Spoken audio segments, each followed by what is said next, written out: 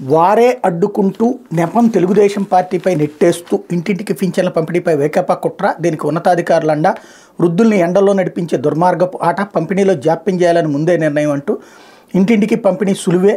ఒక్కో సచివాలయం పరిధిలో సగటున 9 మంది ఉద్యోగులు పనిచేస్తున్న పంపిణీ చేయాల్సిన పింఛన్లు 350 నుంచి 500 వరకు ఉంటాయి. అంటే ఒక్కో సచివాలయ ఉద్యోగి సగటు 49 వరకు వస్తాయి. వాలంటీర్లు ఇప్పటి వరకు పింఛన్ల పంపిణీకి 4-5 రోజులు సమయం తీసుకుంటున్నారు. సచివాలయ ఉద్యోగుల ద్వారా 2-3 రోజులను పంపిణీ పూర్తి చేయించవచ్చు. ఇప్పుడు వారికి పని ఒత్తిడి ఏమీ లేదు, కానీ అలా చేయకుండా చేస్తున్నారు అన్నటువంటిది. ఎంఆర్ఓలు కూడా చేయొచ్చు కదా, ఆర్డీఓలు కూడా చేయొచ్చు కదా, జాయింట్ కలెక్టర్లు కూడా చేయొచ్చు కదా, అందరూ చేసుకోవచ్చు కదా. సచివాలయ ఉద్యోగులు ఇంటింటి దగ్గరికి వెళ్ళడానికి రేపొద్దున వాళ్ళే ఉంటారు, మేము ఎందుకు చేయాలంటారు.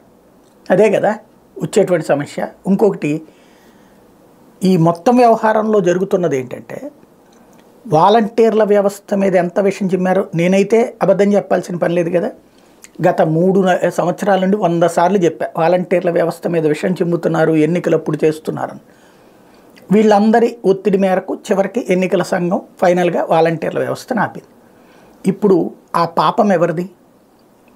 వృద్ధులు, వికలాంగులు. ఇది అది చంద్రబాబునో పవన్ కళ్యాణ్నో లేకపోతే కనుక బీజేపీనో ఏలెత్తి చూపించకుండా జాగ్రత్తగా అది కూడా మళ్ళీ వైసీపీని. అంటే రేపొద్దున ఇది ఎట్లా ఉందంటే, కత్తితో మనల్ని ఒక పోటు పొడిచి రక్తం కారుతున్నప్పుడు ఆపుకోవడం నీకు చేత కాలేదురా, అందుకే నువ్వు చస్తున్నావు అని మనకే చెప్పినట్టుంది.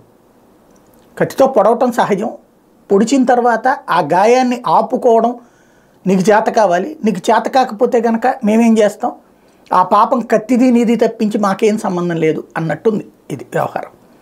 అంతకుమించి ఎక్కువ మాట్లాడితే బాగోదేమో.